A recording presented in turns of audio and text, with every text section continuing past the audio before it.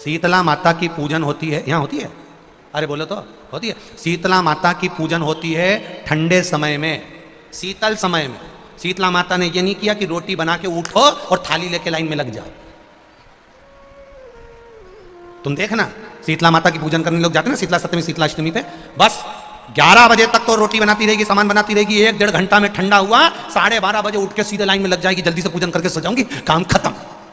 शीतला माता ने भी सोच लिया बस तूने मुझे बेवकूफ बनाया, अब रुक जा तू। 11 बजे तक भोजन बनाया, 10 बजे तक भोजन बनाया, 1 बजे रात को लाइन में लग गई पूजन करने के लिए। 1 बजे रात को न जाने किसने फैला दी कि 1 बजे रात को लग जाओ लाइन में, सुबह तक पूजन करके अपने घर आ जाओ, फिर आराम से आके सो जाओ। अब इतनी जल्दी क्या है भगवान के पूजन की? माँ की पूजन करने जा रहे हो, माता से लाड़ लड़ाने जा रहे हो, अपनी माता से अपने दिल की बात कहने के लिए जा रहे हो, अपने स्नेह की बात कहने के लिए जा रहे हो, तो धीरे धीरे प्रेमवश आनंद से माता की आराधना शीतल समय में, ठंडे समय में।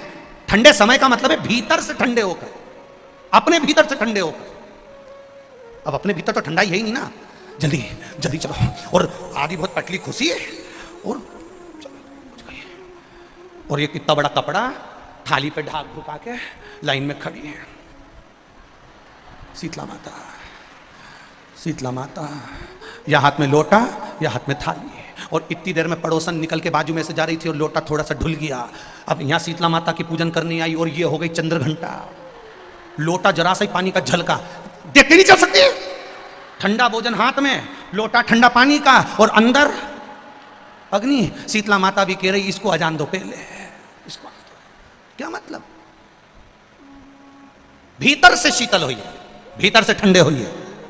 चित्त वृत्ति मन जब भीतर से शीतल होगा, ठंडा होगा, तो मेरी शीतला माता, तुमने पूजन करा ना करा, मेरी शीतला माता प्रसन्न हो जाएगी। बस भीतर से शीतल होइए, ठंडे होइए भीतर से।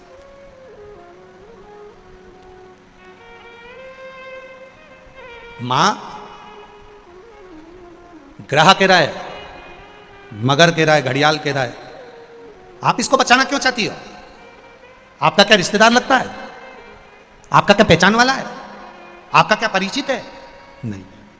मां कहती है अगर मेरा परिचित होता तो बात दूसरी हो, ये मेरा परिचित नहीं है।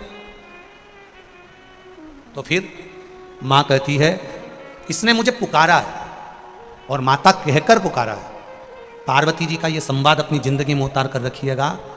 पार्वती माता ने ग्रह को, ब्रह्मवेत्ता पुराण में एक बात कही है कि पार्वती जी ग्रह को कह रही है, मगर को कह रही है कि शंकर भगवान को, देव अधिदेव महादेव को और मुझे, संसार का कोई जीव माता और पिता कहकर अगर पुकारता है तो पार्वती जी कहती है शिव और पार्वती उसके सामने जाकर खड़े हो ही जाते हैं। ये निश्चितता है। उसने पुकारा, ठीक है।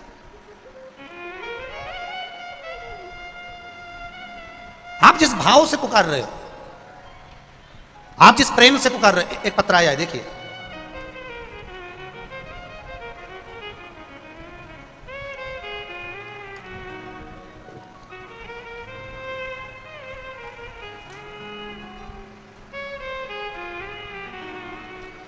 राजेंद्र दास वैष्णव बैरागी, पुजारी, गांव तलावली, तहसील देपालपुर, जिला इंदौर, मध्य प्रदेश। कहीं बैठे हों तो हाथ हिलाइएगा, जहाँ कहीं भी बैठे हो आप ही हैं, दोनों हाथ हिला दो एक बार। श्री शिवाय नमस्तुभ्यम। मैं राजेंद्र दास वैष्णव बैरागी, पुजारी, गांव तलावली, तहसील देपालपुर, जिला इंदौर, मध्य प्रदेश से हूँ। गुरुदेव, मेरे पेट की आंत में आटी गांठ पड़ गई थी। डॉक्टर को बताया, भर्ती रहा, पर आराम नहीं हुआ। बहुत से डॉक्टरों का दिखाया, फिर भी इंदौर में दिखाया तो जांच में आया कि आंत को काटना पड़ेगा और उसमें से गांठ को निकालना पड़ेगा। बहुत ऑपरेशन का डॉक्टर ने बोल दिया और उसका खर्चा 3 लाख रुपए बताया। बॉम्बे से डॉक्टर बुलाना पड़ेगा, आंत काटेगा डॉक्टर और उसमें से गांठ को निकालेगा। भर्ती हो गए गुरुदेव। दूसरे दिन ऑपरेशन होना था, तो मैंने डॉक्टर से पूछ लिया कि मैं ऑपरेशन के बाद ठीक तो हो जाऊंगा? भगवान की कृपा देखो, डॉक्टर बोले कोई गारंटी नहीं है। बाद में इंदौर आ सको अस्पताल को, तब रात भर नींद नहीं आई गुरुजी। मैं पलंग पर पड़ा रहा पर नींद नहीं आई। और मैंने डॉक्टर साहब से वहीं से छुट्टी मांग ली कि मैं ऑपरेशन बाद में करा लूंगा। मन ही मन में सोचता करूं क्या, और अगर डॉक्टर कह रहा है कि कोई गारंटी नहीं है, बॉम्बे से डॉक्टर आएगा सब करेगा, खर्चा भी 3 लाख हो जाएगा और मरना तो है, तो क्यों ना शिव के भरोसे हो जाऊं। गुरुदेव बाबा की कृपा से मेरी मामा जी को सीहोर भेज दिया और सीहोर से एक रुद्राक्ष बुलवा लिया। उस रुद्राक्ष को पानी में गलाता, शिव जी को चढ़ाता, पानी पीना चालू कर दिया। गुरुदेव इतना विश्वास शिव जी के प्रति जाग गया कि मरना तो है ही, अब वो भी कह रहे हैं कि कोई गारंटी नहीं है, तो अपन पानी पीता, शिव जी को जल चढ़ा चढ़ा कर पीता, एक बेलपत्र खाना चालू कर दिया, बेलपत्री के पौधे का पूजन स्मरण चालू कर दिया। और दूसरी बार जब जांच कराने के लिए गया तो बाबा की कृपा से मेरी गांठ समाप्त हो गई और मैं ठीक हो गया हूं। मैं बाबा को प्रणाम करने के लिए आया हूं। अब ठीक है बैरागी जी, श्री शिवाय नमस्तुभ्यम। ये शिव तत्व है, वो घड़ी बैठिए।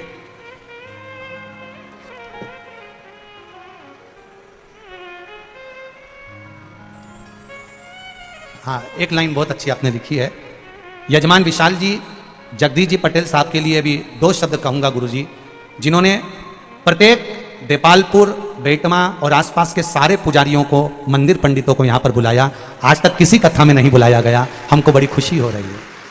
आज तक किसी कथा में हम लोगों को नहीं बिठाया गया, पर आज सारे मंदिर के पुजारी यहाँ आए हैं। मैं विशाल जगदीश जी पटेल साहब को बहुत बहुत धन्यवाद देता हूँ, संपूर्ण पुजारियों की ओर से बहुत बहुत साधुवाद। विशाल भैया आपके लिए बहुत सारे पत्र आए हैं, वैसे सब नीचे भरे हुए हैं, बहुत अच्छी बात है, बाबा की कृपा है, ऐसे ही जन सेवा में लगे रहें और बाबा देवादिदेव महादेव की कृपा आप पर बनी रहे, यही शिव कृपा है। शिव तत्व कह रहा, आप विश्वास रखोगे। अब देखो आदरणीय बैरागी जी वहां पड़े, हॉस्पिटल में पड़े रहे, ऑपरेशन के लिए एडमिट हो गए, पर मन में आया कि कथा में सुना है, कथा में सियोर वाला महाराज बोलता है कि 1 लोटा जल, बोलो बोलो सारी समस्या का हल। वो जल में, वो रुद्राक्ष में, अब उन्होंने भी भेजा सियोर की एक रुद्राक्ष मिल जाए, रुद्राक्ष प्राप्त हो जाए, और रुद्राक्ष हो तो कहीं ना कहीं भाव जागृत होता है, कहीं ना कहीं विश्वास जागृत होता है, भरोसा दृढ़ होता है। और जब विश्वास जागृत हो जाए, भरोसा प्रबल हो जाए, तो वो सुख है।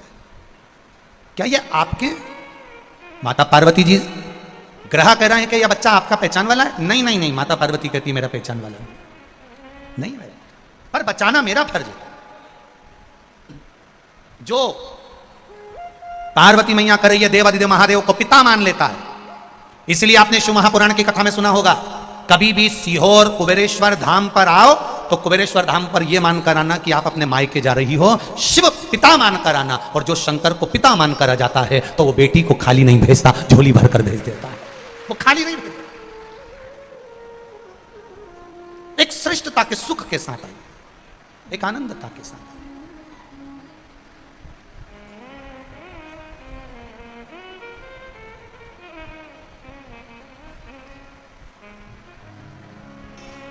महाराज बस उसके द्वार पहुंचे, प्रार्थना करी, विनय करी, निवेदन करा, वो सुख मिला, आनंद पाया। पार्वती जी ने बच्चे को बचाने के लिए ग्रह से निवेदन करा। ग्रह ने पार्वती जी से एक बात कही, इस बच्चे को मैं एक शर्त पर छोड़ सकता हूं। कौन सी शर्त? तुमने जिंदगी में जितना तप करा, जितनी आराधना करी, जितनी साधना करी, जितनी पूजन करी, जितना व्रत करा, जितना उद्यापन करा, सारे व्रत का, तप का, साधना का सब कुछ फल तुम्हें मुझे देना पड़ेगा। तुम इस बच्चे को छोड़ देता, अगर तुम स्वीकार करो तो इस बच्चे को छोड़ दो।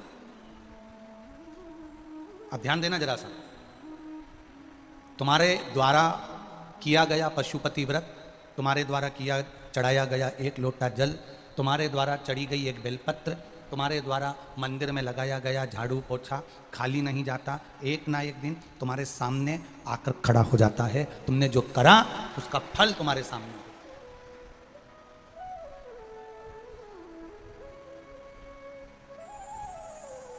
जो तुमने करा उसका फल मिलेगा।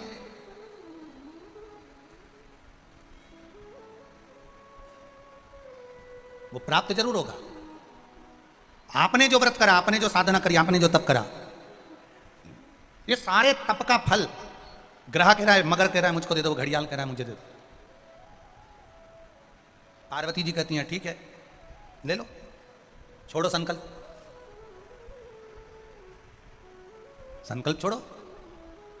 पार्वती मैया ने सरोवर का जल हाथ में लिया और सरोवर का जल हाथ में लेकर माता पार्वती जी कर रही हैं, सुनो ग्रह, ए घड़ियाल, ए मगर, इस अनजान बच्चे के प्राण को बचाने के लिए मेरी जिंदगी का जितना मैंने तप करा, साधना करी, व्रत करा, उद्यापन करा, जो भी करा, सब तुझे देती हूं। जल छोड़कर दे दिया, जल छोड़कर दिया। ग्रह जो अभी तक बेकार दिख रहा था, ग्रह जो अभी तक भयंकर दिख रहा था, जैसे ही पार्वती जी का तप साधना का बल उस ग्रह को मिला, मिलते से ही वो ग्रह चमकने लगा, एकदम सुंदर हो गया, सोने जैसा चमक रहा है ग्रह, सोने जैसा।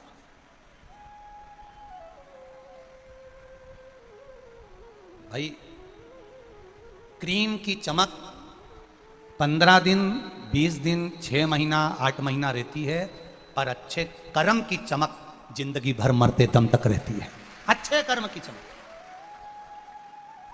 फिर कहेंगे एक बार, मत बुरे कर्म कर बंदे वरना पछताएगा, भगवान की आंखों से तू बच नहीं पाएगा, तू बच नहीं पाएगा। अरे ओ अज्ञानी मत करना, तेरे कर्म का फल भी तू ही पाएगा, जैसा किया तूने तेरे आगे आएगा। मत बुरे कर्म कर बंदे वरना पछताएगा, भगवान की आंखों से तू बच नहीं पाएगा, तू बच नहीं पाएगा। शिव कथा कह रहे,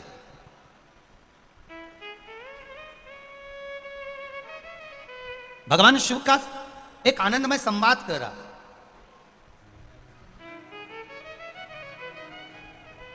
पार्वती जी ने दे दिया अपना तब्बल, ग्रह चमकने लगा, मगर चमक गया, सुंदर हो गया, एकदम सोने जैसा चमक रहा था मगर।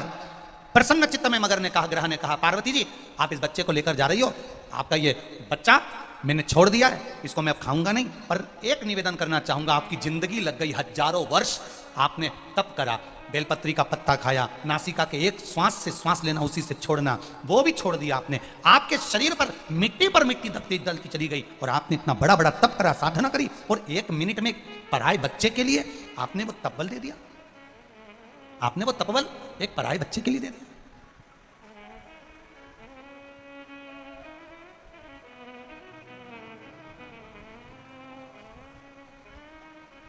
धन्य है पार्वती माता। मेरा निवेदन स्वीकार करिए पार्वती माता, मैं आपको आपका तपबल वापिस दे देता हूं। पार्वती जी कहती नहीं नहीं नहीं, नहीं मुझे नहीं चाहिए, मुझे नहीं चाहिए। क्या करूंगी मैं इस तपबल का? आप अपने पास रखो। करूंगी क्या मैं तपबल का? पार्वती जी हजारों वर्ष का तप है तुम्हारा, जिस तप के बल पर तुम्हें देवाधिदेव महादेव मिले हैं, जिस तप के बल पर महादेव ने तुम्हें वर्ण किया है, जिस तप के बल पर भगवान शिव ने तुम्हें अपना बनाया है, यह हजारों वर्ष का तप है, हजारों वर्ष का। एक बड़ी सुंदर सी बात कहेंगे, जो शिव की शरणागति में रहता है, राम की शरणागति में रहता है, जो भगवान कृष्ण की शरणागति में रहता है, जो भगवान की सेवा में लगा रहता है, कोई पुजारी हो, कोई ब्राह्मण हो, कोई साधु हो, कोई सन्यासी हो, कोई तपस्वी हो, कोई साधक हो, कोई उपासक हो, या कोई साधारण सा मनुष्य हो, जो भगवान की सेवा में लगा हुआ है, भक्ति में लगा हुआ है, भगवान का सेवा करते करते उसका एक नेत्र के रोम के बराबर अंश उस सेवा करने वाले को मेरे महादेव प्रदान कर देते हैं। सेवा करने वाले तुम देखना, कभी कभी कोई बोलता है तो उसकी वाणी बिल्कुल सिद्ध हो जाती है, कोई बुजुर्ग माताएं बोल देती है तो वाणी सिद्ध हो जाती है, कोई ब्राह्मण जन कह देता है, कोई पुजारी जन कह देता है, कोई संत, कोई साधु, कोई सन्यासी, कोई तपस्वी, कोई साधक, कोई उपासक, कोई कह देता है, उसकी वाणी सिद्ध हो जाती। कारण भगवान की सेवा में वो निष्कपट भाव से लगा हुआ है, भगवान की सेवा में वो तल्लीनता से लगा, तो उसको एक महादेव के रोम बराबर का भी फल उसको मिल जाता है, तो उसकी वाणी सिद्ध हो जाती है, उसके शब्द सिद्ध हो जाते। इस व्यासपीठ से बेटमा की इस पावन धरा से आज एक बात कहना चाहेंगे, आपकी जिंदगी में अच्छी लगे उतार लेना। जितने लोग आस्था चैनल पर सुन रहे हैं, जितने फेसबुक यूट्यूब पर सुन रहे हैं, वो भी अच्छे से सुन लेना। एक लोटा जल लेकर जो देवादिदेव महादेव के मंदिर जा रहा हो, जो शंकर भगवान की आराधना कर रहा हो, रामकृष्ण की आराधना में डूबा हुआ हो, निवेदन है उसको देखकर कभी जिंदगी में हंसना मती और उस पर कभी उंगली उठाना मती, नहीं तो जिंदगी भर ना उंगली रहती है ना कहने के लिए शब्द रह पाता।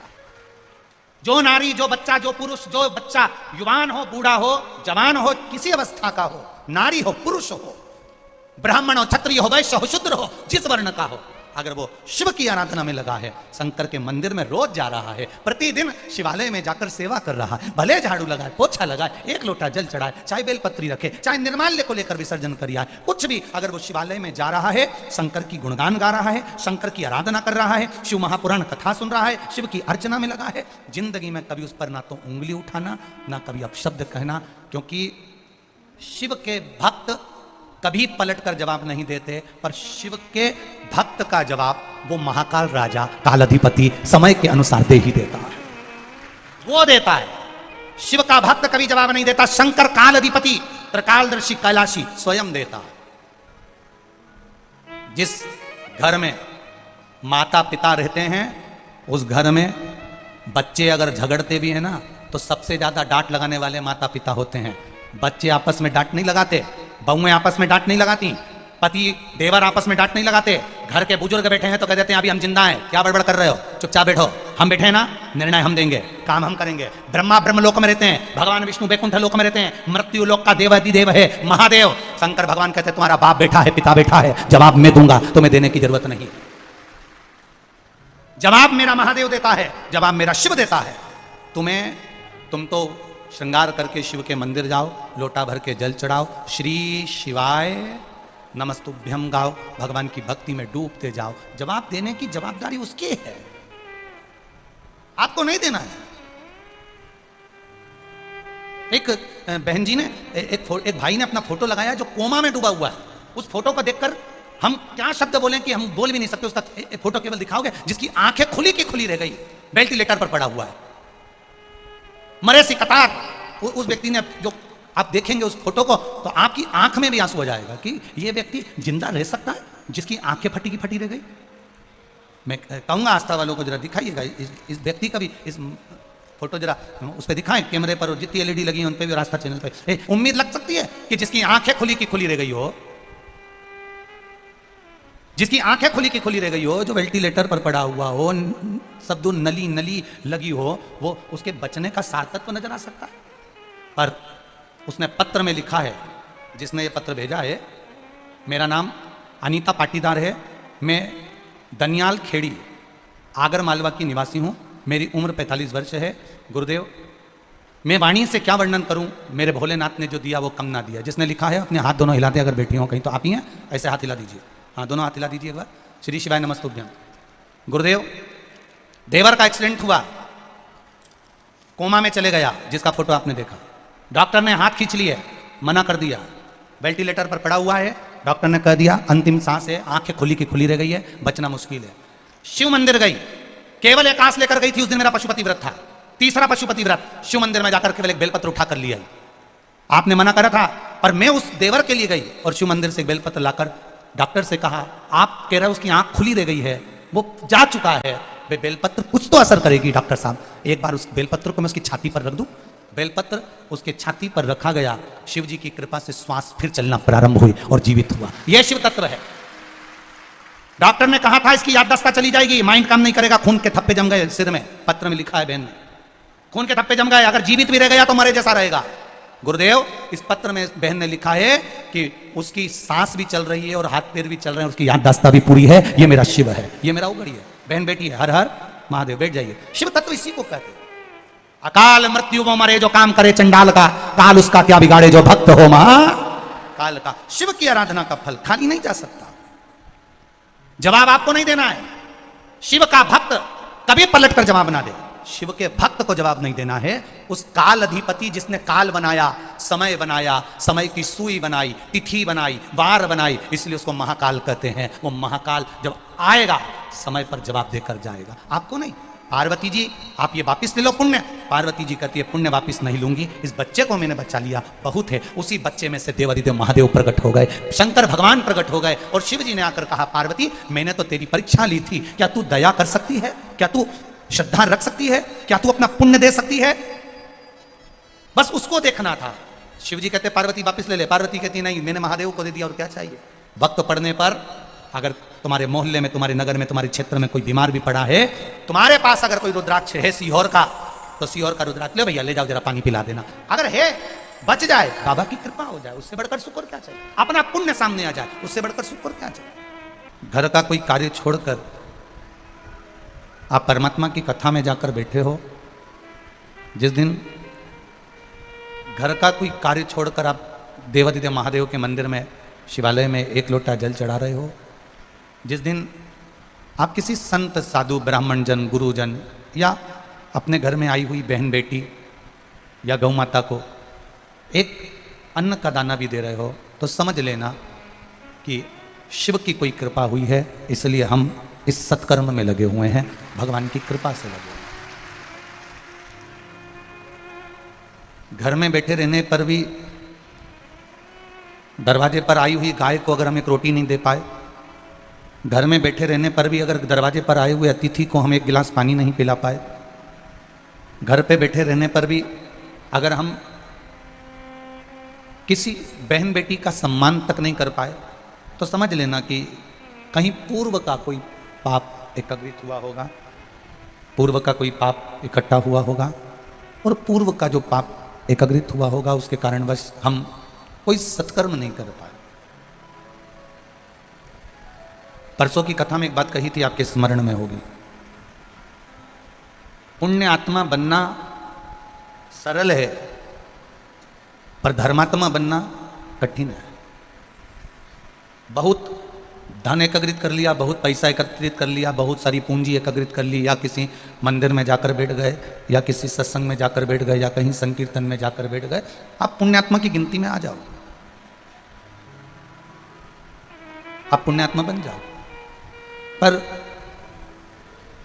मंदिर में बैठने के बाद भी अगर आपका चित्त भटका नहीं है, शिव महापुराण की कथा में बैठने के बाद आपका मन डोला नहीं है, इतनी दूर दूर से आप लोग कथा सुनने के लिए आए हो, कोई गांव से, कोई गांव से, कोई शहर से, कोई कहीं से, लाखों की संख्या में आप लोग आमंत्रित हुए, आए। एक 3 घंटे की कथा है, 1 बजे से 4 बजे तक। उस कथा का इंतजार आप सुबह 10 बजे से, 9 बजे से, 8 बजे से, 7 बजे से, 6 बजे से कर रहे हो, और जाते जाते भी शाम के 5 बज जाएगी, 6 बज जाएगी, 7 बज जाएगी। 3 घंटे की कथा के लिए आपका दिन भर का समय लग रहा है, मतलब ये निश्चित है कि आप परमात्मा को पाने के लिए अपना संपूर्ण जीवन निछावर करने को तैयार बैठे हो, ये निश्चित था। तो इसको पुण्यात्मा नहीं, इसको धर्मात्मा कहेंगे।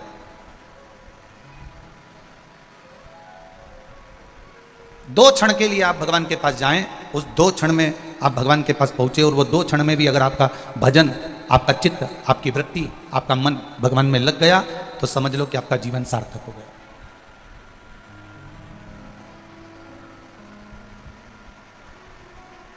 जगत गुरु शंकराचार्य जी अपनी भाषा में कहते हैं, जगत गुरु शंकराचार्य जी अपनी वाणी में कहते हैं कि संपूर्ण ब्रह्मांड का कल्याण उस दिन निश्चित है जिस दिन एक एक सनातन धर्म का व्यक्ति, संसार में रहने वाला एक एक मनुष्य अपने भीतर विराजमान शिव को पहचान ले। और जिस दिन वो अपने भीतर शिव को पहचान लेगा, उस दिन वो स्वयं मंदिर नहीं जाएगा, मंदिर में बैठा हुआ महादेव उसके पास में आएगा, जिस दिन उसने भीतर के शिव को पहचाने।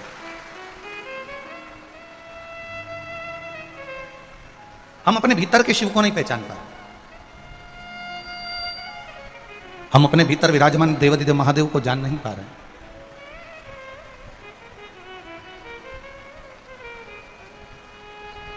भाई, पैसा पड़ा हुआ देखकर जैसे कोई लोभी, पैसा पड़ा हुआ देखकर जैसे कोई लोभी उसको उठाने के लिए झुक जाता है, वैसे ही महादेव का मंदिर देखकर जिस दिन भक्त का सिर अपने आप झुकना प्रारंभ हो जाए, समझ लेना कि महादेव के मिलने में देरी नहीं। एक लोभी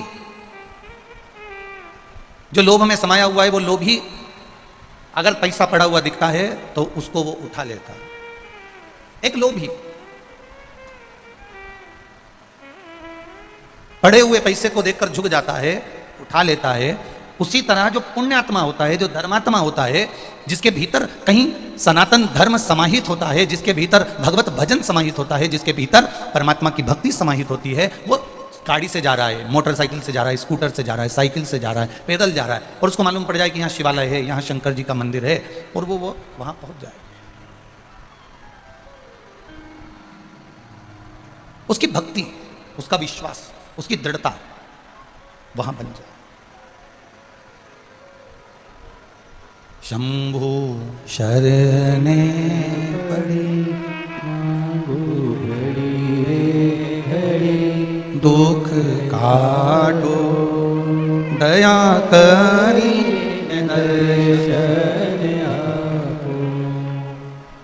एक लोभी व्यक्ति धन देखकर झुक जाता है, और एक सत्कर्मी भजनावली शिव की भक्ति करने वाला शिव का मंदिर देखकर झुक जाता है।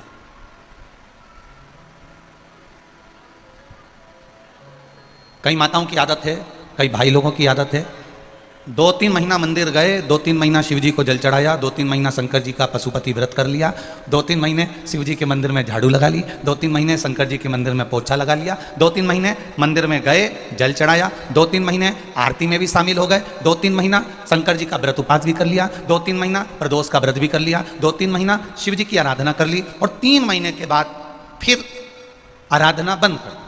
अब ना तो मंदिर में लोटा भर के जल चढ़ाएगी, अब ना सोमवार का व्रत करेगी, अब ना पशुपति व्रत करेगी, अब ना कोई मंदिर में जाकर झाड़ू लगाएगी, ना पोछा करेगी। उससे पूछा गया, क्यों भाई? अरे ओ जी तूने मंदिर जाना क्यों बंद कर दिया? अरे भोलानाथ जी हमारी सुने ही नहीं।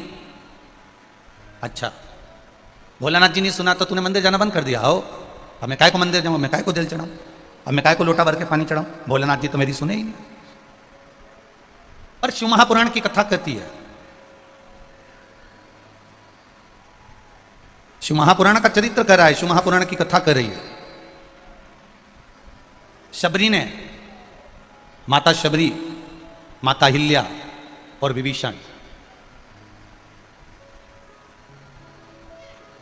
ना तो माता शबरी को मालूम था कि राम आएंगे, ना माता हिल्या को मालूम था कि राम आएंगे, और ना विभीषण को मालूम था कि राम आएंगे।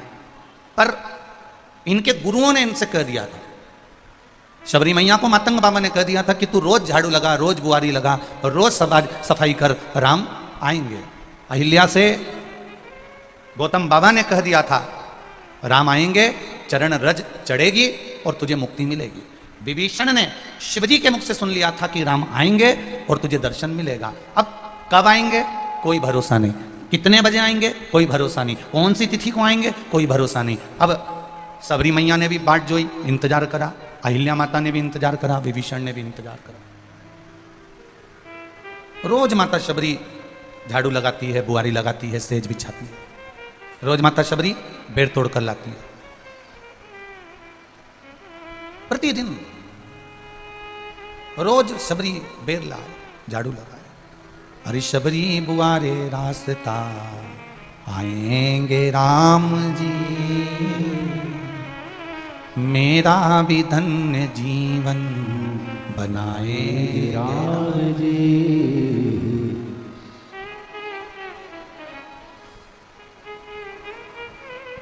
गई बागों से चुन चुन के शबरी बेर ला रही। अरे खट्टे हो चाहे मीठे हो खाएंगे राम जी, शबरी सवारे रास्ता आएंगे राम जी, मेरा भी धन्य जीवन बनाएंगे राम जी। कर रही है रोज प्रतीक्षा। गुरुजी ने कहा था कि तू रोज झाड़ू लगा, रोज पोछा लगा, रोज दरवाजा साफ कर, रोज रंगोली डाल, रोज फूलों की सेज बिछा, कभी तो राम आएंगे। इस व्यासपीठ ने, ये शिव महापुराण ने हर बार आपको एक ही बात किया कि मंदिर में जाओ, झाड़ू लगाओ, पोछा लगाओ, एक लोटा जल चढ़ाओ। व्यासपीठ ये नहीं कर रही है कि तुम 4 महीना करना, कि 3 महीने करना, कि 5 महीने करना, कि 7 महीने करना। तुम उसके दरवाजे जाते रहो, जाते रहो। जैसे शबरी रोज बेर तोड़ के लाती थी, उसको लगता था आ जाएंगे, रोज बेर तोड़ के लाई, उसको लगा आ जाएंगे, रोज झाड़ू लगाई आ जाएंगे, रोज सेज बिछाई आ जाएंगे, रोज बुआरी लगाई आ जाएंगे, रोज बेर तोड़ते तोड़ते तोड़ते तोड़ते बचपन जवानी या देहड़ी निकल गई। तब उसकी प्रतीक्षा करते करते करते करते जब समय हो गया तो प्रतीक्षा का एक दिन अंत जरूर होता है। जैसे प्रतीक्षा करते करते जब सबरी थक गई तब सबरी के दरवाजे पर राम आए। तुम जिस दिन लोटा भर के जल चढ़ाते चढ़ाते चढ़ाते चढ़ाते चढ़ाते चढ़ाते तुम्हारा जीवन निकल जाए तब समझ लेना कि शिव का दर्शन तुम्हें होगा जरूर, ये निश्चित था।